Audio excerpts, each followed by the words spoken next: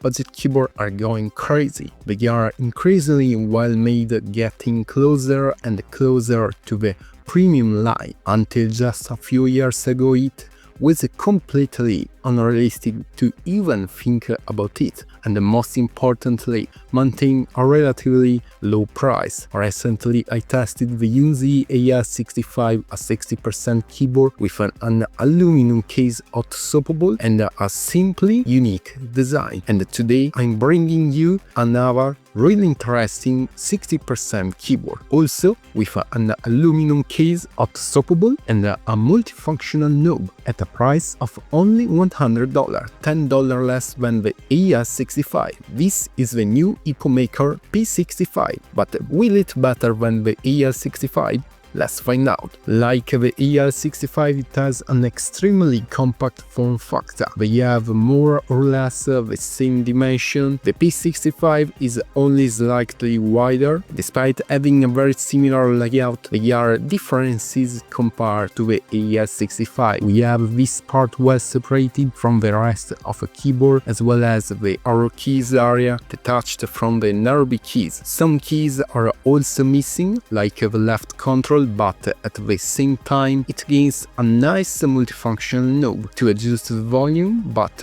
which we can configure however we want through the Q key via. Aesthetically, the two keyboards have the opposite design. If the AS65 has a very bold, unique design, if we want to define it somehow with this mastodontic hollow RGB signature on the front, the P65 goes in the opposite direction, bringing a minimalist and at the same time very clean design, especially in this totally black finish. The corners are very rounded and softer. The edges on the short side are thinner, while on the long ones they are thicker. The sides are also different. The AS65 has a flat side, while the P65 side is characterized by these curved edges that start from the middle and continues to the other side, developing for half of a perimeter of the keyboard and thus defining the shape of the front. Curious thing, turning both keyboard on the back exactly in the center, they have an engraved logo of a very similar dimension. Moving to the connectivity side, the P65, like the AS65, support triple connections, so wired, Bluetooth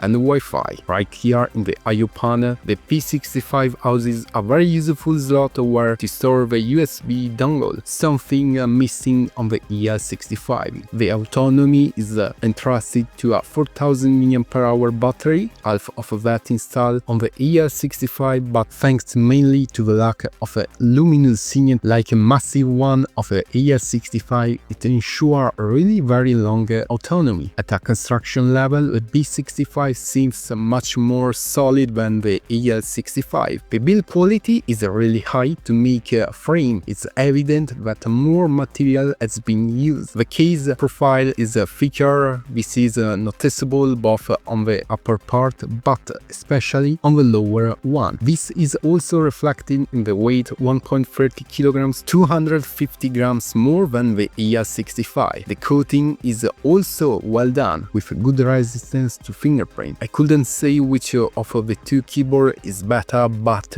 certainly the P65 seems to be much smoother. Regarding the keycaps, unlike the AS65, which feature two different types, solid and rogue keys with texture, and transparent keys that are particularly smooth, offering different typing feeling. The P65 adopt uniform keycaps. These are characterized by a cherry profile made in PBT and feature a defined texture that guarantees excellent grip and uniform typing across the entire keyboard. The P65 is completely autoswappable, comes standard with Epomaker Zebra switches. They offer 1.80 plus minus 0.3 mm of pre-travel, 3.80 mm of total travel, 40 plus minus 3 grams of trigger force, and a bottom-out force of 45 plus minus 5 gram force. The keys acoustic have been carefully studied. As always,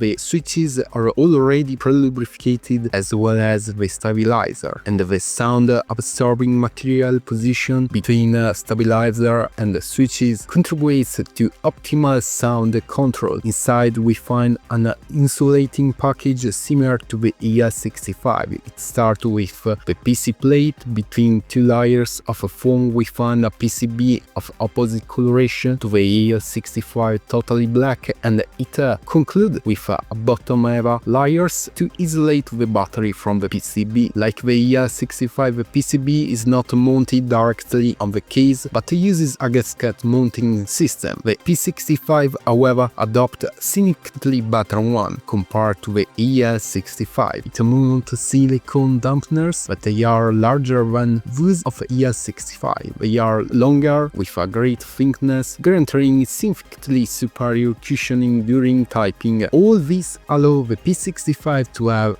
a talky sound.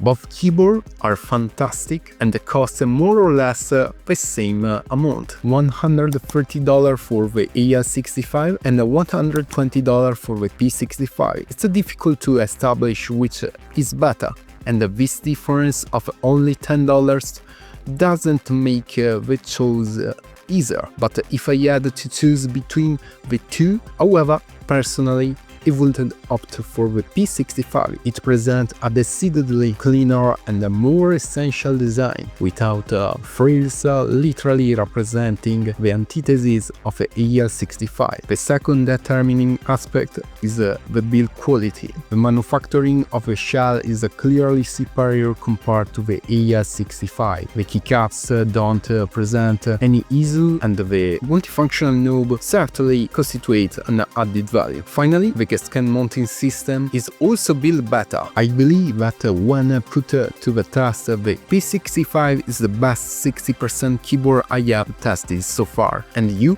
Which do you prefer between the two, the P65 or the ES65? Let me know in the comments. If you are interested in one of these awesome keyboards, we will find the all useful link below. And as always, huge thanks for watching, and I'll see you all again in the next one.